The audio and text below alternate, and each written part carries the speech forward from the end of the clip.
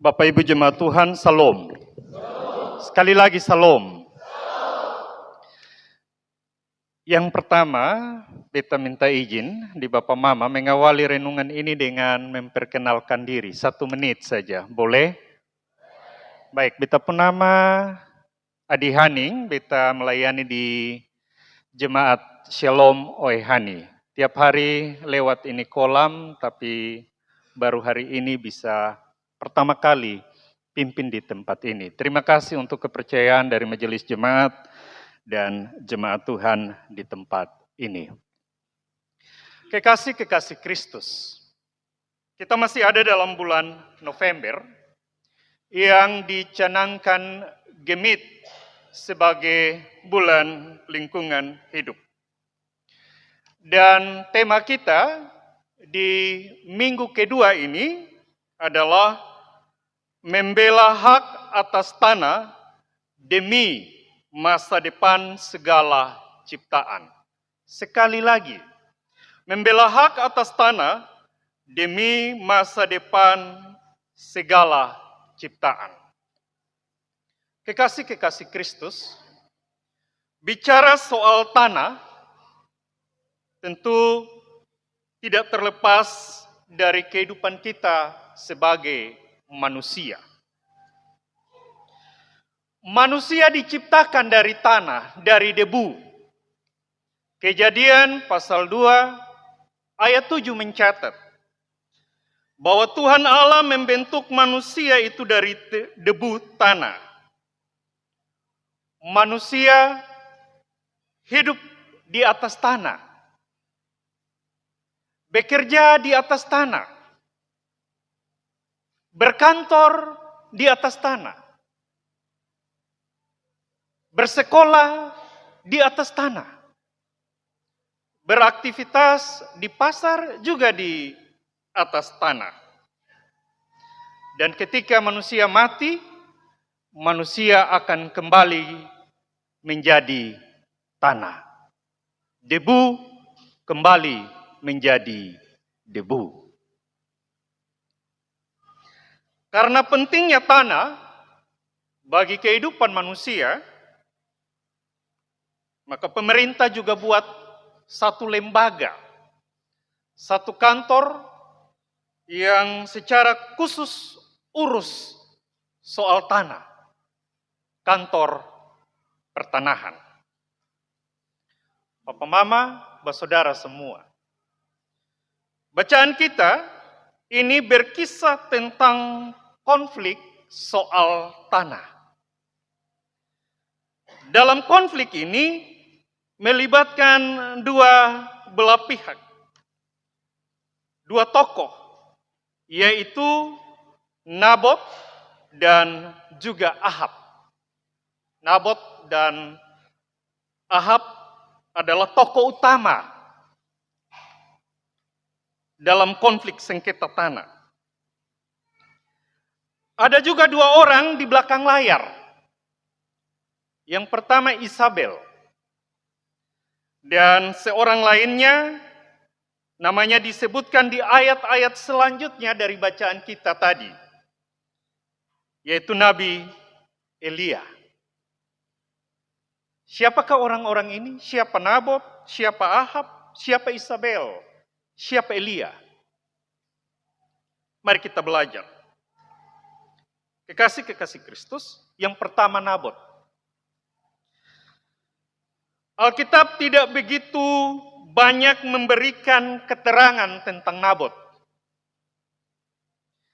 Dari bacaan ini, kita hanya mendapat informasi bahwa Nabot adalah seorang yang berasal dari satu tempat bernama Yisrael. Di Yisrael ini Nabot punya kebun anggur yang letaknya bersebelahan dengan istana Ahab,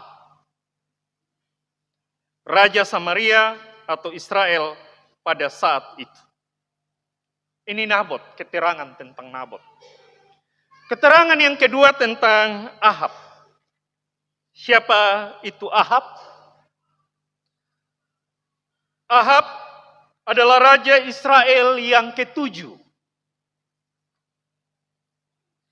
Ia memerintah kurang lebih pada tahun 869 sampai 850 sebelum Masehi, kurang lebih 22 tahun. Secara politis, pada masa pemerintahan Raja Ahab, Israel tinggal dalam keadaan aman.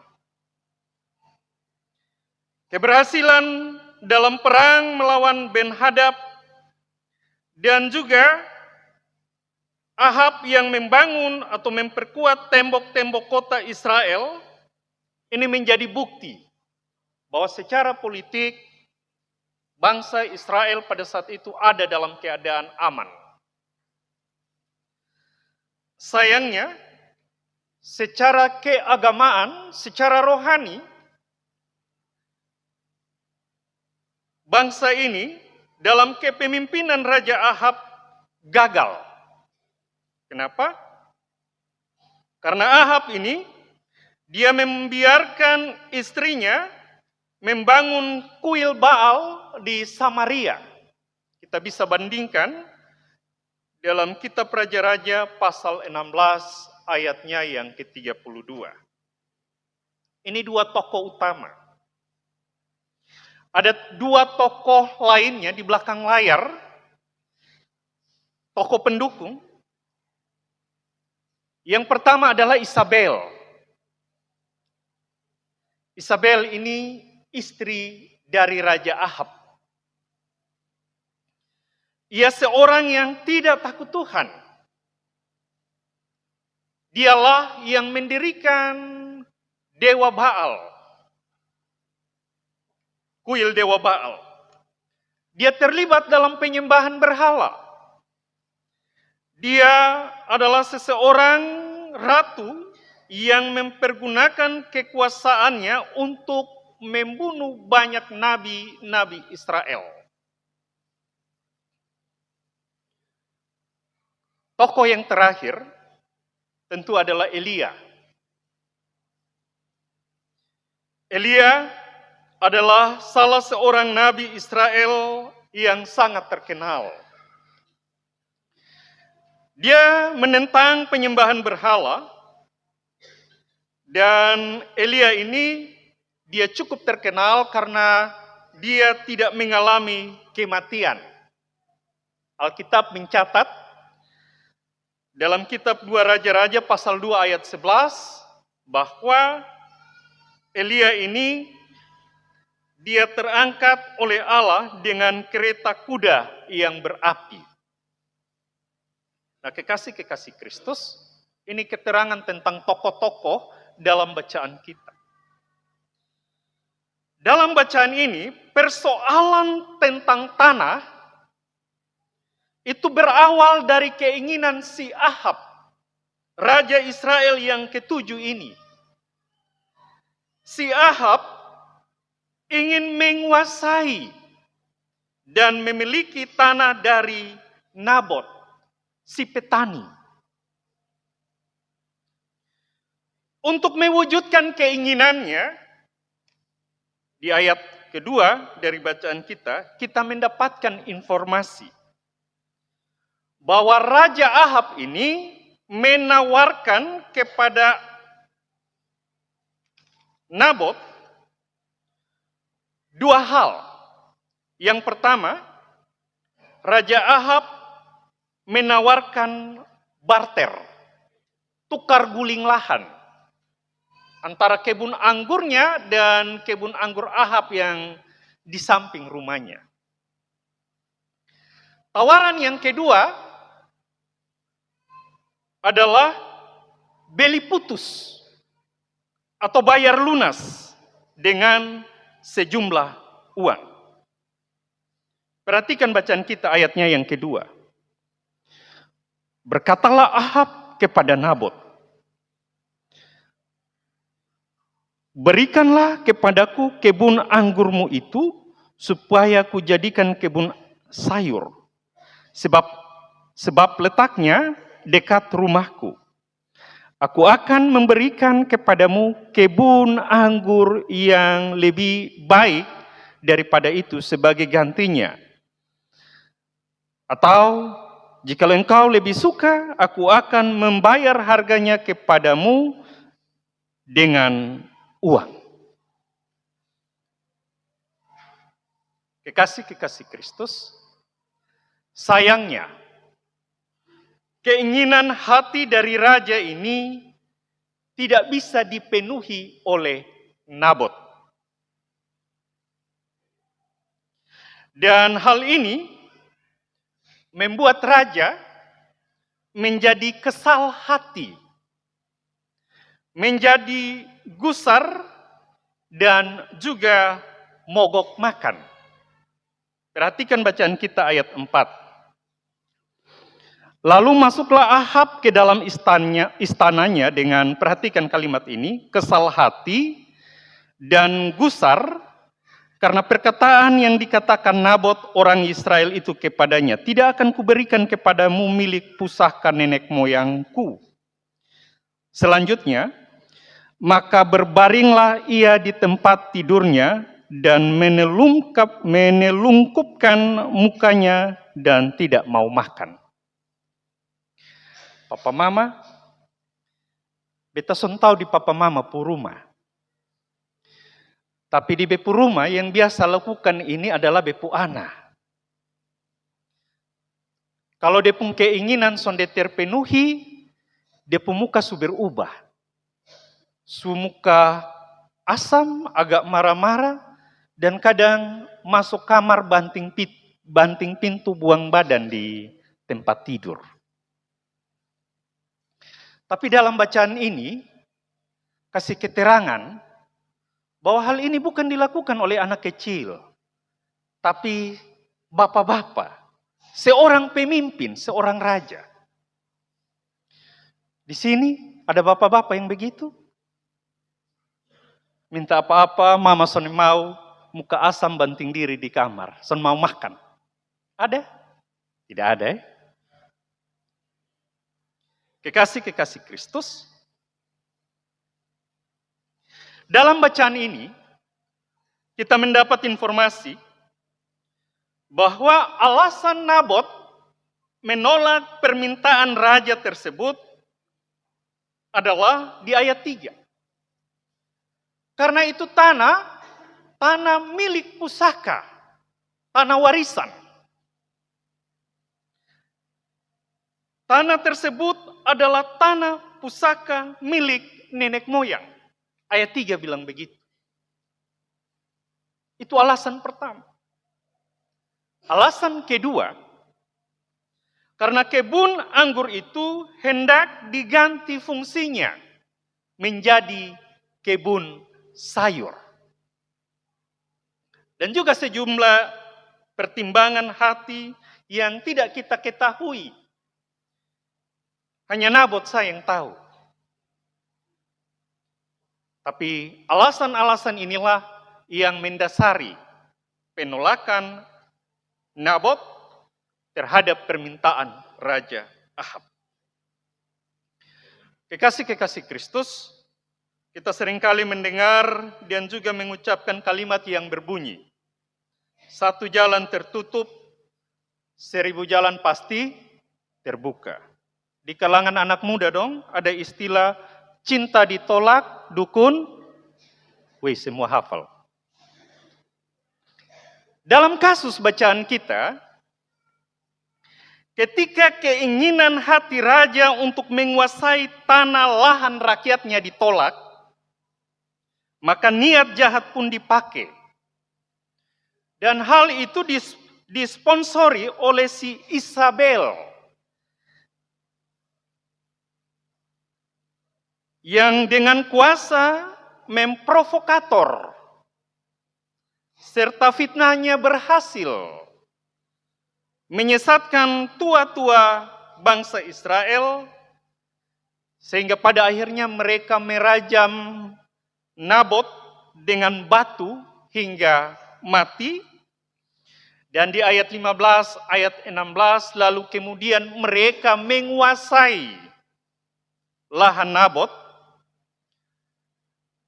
dengan kefasikan Isabel dan Ahab, mereka seolah-olah menjadi pemenang dalam kasus sengketa perkara tanah ini.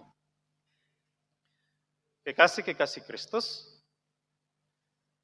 dalam kitab Mazmur pasal 37 berkata, sesungguhnya orang-orang fasik akan binasa. Mereka akan menjadi musuh Tuhan. Mereka akan habis lenyap bagaikan asap.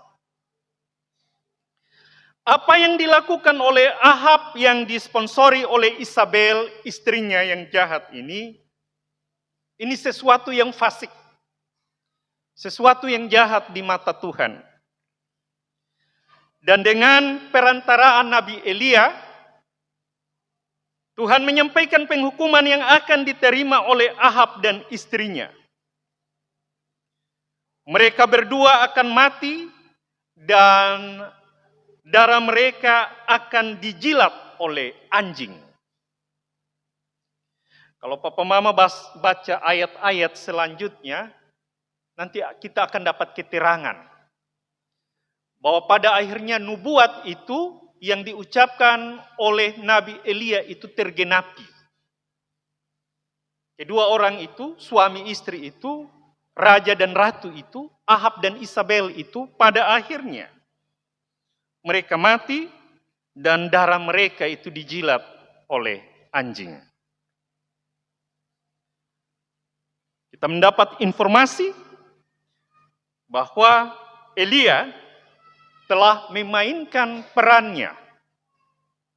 Suara kenabian tersampaikan. Kekasih-kekasih Kristus, dari rentetan kronologis bacaan ini, apa kaitannya dengan tema kita? Membela hak atas tanah demi masa depan segala ciptaan. Dan kira-kira pesan apa yang dapat kita bawa pulang, kita petik dari bacaan ini? Saya mencatat beberapa hal. Yang pertama, untuk menangkap pesan dari teks bacaan ini, hal pertama yang perlu kita ketahui adalah tentang apa yang dikatakan Tuhan tentang tanah. Tuhan omong apa tentang tanah? Teologi tanah. Dalam kitab Imamat, Imamat pasal 25 ayat 23 berbunyi bahwa Tuhanlah pemilik tanah. Tuhanlah pemilik tanah yang sesungguhnya. Kita hanyalah orang asing yang tinggal sementara saja, melakukan ziarah perjalanan di atas tanah yang Tuhan ciptakan. Status kita dalam Imamat pasal 25 ayat 23 itu, kata firman Tuhan, itu hanyalah orang asing di dunia ini. Di dunia ini mungkin kita hanya tuan tanah, status kita tuan tanah. Tapi kita bukan Tuhan atas tanah. Karena Allah adalah pencipta langit dan bumi, termasuk tanah. Karena Allah adalah Tuhan atas tanah, maka tanah-tanah itu perlu dikelola dengan baik. Di atas tanah, kebenaran Allah dan keadilan Allah harus ditegakkan oleh segenap ciptaan. Kenapa? Karena Tuhan adalah Allah atas tanah. Kalau Tuhan itu adil, Tuhan itu benar, maka di atas tanah kita harus buat keadilan. Kita harus melakukan kebenaran. Sayangnya yang terjadi adalah hal-hal yang berbanding terbalik. manusia, kita, saya dan saudara, kita sering terlibat konflik di atas tanah. Banyak ketidakadilan, banyak ketidakbenaran, percideraan, permusuhan, persengketaan yang dilakukan di atas tanah. Dirancangkan, direncanakan di atas tanah, dan dieksekusi di atas tanah. Bacaan ini mau mengingatkan kita semua. Setiap kali mata kita melihat tanah, setiap kali kita kaki sentuh tanah, kita diingatkan bahwa di atas tanah itu sendiri ada bekas-bekas jejak karya Allah. Karena itu kita diingatkan, selagi tapak kaki kita masih berdiri di atas tanah, marilah berbuat sesuatu yang baik, berbuat sesuatu yang benar, berbuat sesuatu yang adil di atas tanah, bukan sebaliknya.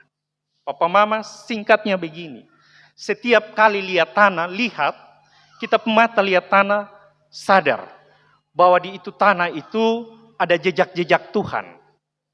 Tuhan pernah berkreasi di atas tanah, menciptakan kita di atas tanah, bentuk kita di atas tanah. Kita pun Tuhan Allah begitu adil, begitu benar. Karena itu buatlah keadilan dan kebenaran di atas tanah. Tanamkanlah di hati dan pikiran kita. Ketika kita melihat tanah, seolah-olah kita melihat Tuhan. Karena di atas tanah itu, Tuhan pernah berbuat sesuatu. Ini hal yang pertama. Yang kedua, dari Nabot. Dari Nabot kita belajar untuk mempertahankan dan juga membela hak atas tanah kita. Nabot, dia telah mengusahakan tanah warisan nenek moyangnya dengan menjadikannya sebagai kebun anggur. Dari kebun anggur itu dia menghidupi diri dan keluarganya. Makan dari hasil tanah, membiayai hidup dari hasil kebun anggurnya. Nabot mencintai dan mempunyai rasa memiliki terhadap tanah warisan nenek moyangnya. Nabot tidak tergoda untuk mencari keuntungan lewat tukar guling dengan kebun anggur yang lebih baik yang ditawarkan oleh Raja Ahab. Nabot juga tidak mata hijau, mata uang. Lihat apa-apa jadi uang. Begitu. Ketika ditawarkan sejumlah uang, dia tetap mencintai, dia tetap memiliki rasa memiliki di tanah warisan.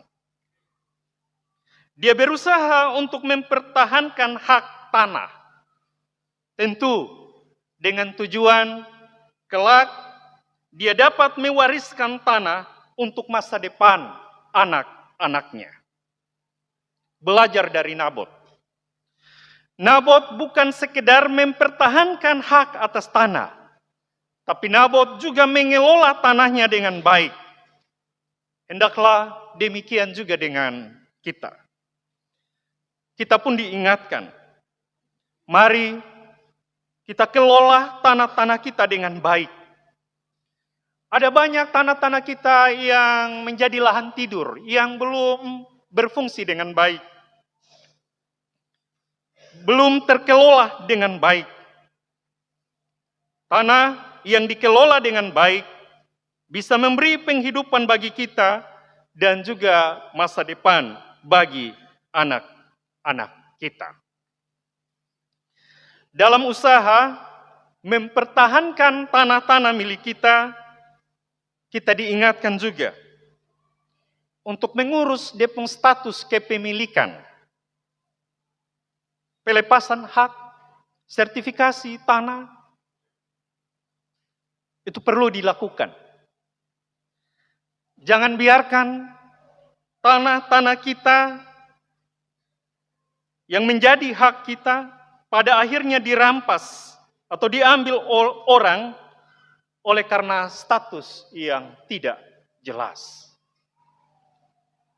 Yang ketiga, bacaan ini juga mengingatkan kita untuk tidak berlaku jahat, untuk tidak rakus dan juga tidak tamak terhadap tanah-tanah yang bukan menjadi hak milik kita. Apalagi sampai merancangkan dan merencanakan membunuh orang hanya karena nafsu untuk menguasai tanah yang sebenarnya bukan hak milik kita. Ahab, dia tamak. Dia sudah punya kebun anggur. Tapi dia masih menginginkan kebun anggur orang lain yang sebenarnya bukan hak dia. Ahab bersama Isabel berlaku sebagai orang fasik. Dan pada akhirnya Raja Ahab dan Isabel mengalami nasib yang tragis. Dan ini menjadi catatan bagi kita semua. Supaya dalam kehidupan kita, kita tidak berlaku jahat, rakus, dan tamak. Bahkan punya keinginan untuk menguasai tanah-tanah milik orang lain yang bukan menjadi hak kita. Dia pun urusan soal tanah ini, nanti kalau ketong tamak terhadap tanah, dia pun nasib akhir itu tragis. Tidak jauh berbeda sama seperti Ahab dan juga istrinya. Kekasih-kekasih Kristus. Bacaan ini mengingatkan kita juga untuk tidak berlaku sama seperti Isabel. Sebagai seorang istri, harusnya dia menjadi penolong yang baik bagi suaminya. Bukan sebagai provokator yang mendukung, bahkan merancangkan Raja Ahab untuk berlaku hal yang sama. Dalam kaitannya dengan sengketa-sengketa tanah, kita perlu berhati-hati dengan orang-orang yang memiliki karakter seperti Isabel, yang tukang tusuk sana, tusuk sini. Hati-hati terhadap orang-orang seperti ini. Orang-orang seperti ini ada di dunia. Waktu kami bahas PA, tanya, kok bisa orang-orang seperti ini ada? Iya, kalau son ada dunia ini son lengkap. Orang-orang seperti ini biasa dong sebut tercipta dari tanah sengketa. Itu bahasa guyonan. Tapi bacaan ini mau kasih ingat kepada kita. Orang-orang yang seperti Isabel yang suka tusuk sini, tusuk sana. Padahal dia son punya tanah. Hubungan darah keluarga justru ada. Tapi dia pun hobi bagian. Lu lihat nanti Pokoknya dia rancang sini sana. Dia pun tujuan apa? Dia pun tujuan supaya ikut menikmati hasil. Isabel begitu Dia tusuk sini sana sebab apa? Nanti juga dia menikmati hasil. Kalau bapak dapat, suami dapat, nanti istri juga ikut Tapi ini hari firman Tuhan ajar kita, jangan sama ke Isabel. Yang terakhir, bacaan ini mau mengajak kita sebagai gereja. Gereja itu di orang-orang. Gereja harus berani memainkan suara kenabian terhadap semua hal-hal yang jahat. Gereja harus bisa bersikap sama seperti Elia. Gereja tidak boleh diam. Apalagi gereja ikut menikmati ketika hak-hak kepemilikan tanah orang lain dirampas. Saya omong begini, ada satu kasus. Saya soalnya perlu sebut di jemaat mana, tapi saya pernah melayani di situ. Papa Mama, di samping gereja itu ada satu bab tua, dia pun tanah cukup luas. Dalam satu kesempatan ada pengelola sekolah yang merangkap jadi kepala sekolah, begitu ya. Saya sudah tahu lah ini bisa kerja ke mana sampai dia bisa kepala sekolah merangkap jadi pengawas atau pengelola itu. Mereka membeli tanah jemaat yang di samping gereja, itu dengan harga yang kalau saya bilang murah. Tapi tahu kita orang tua di kampung pegang uang 10-20 juta itu tangan su gemetar.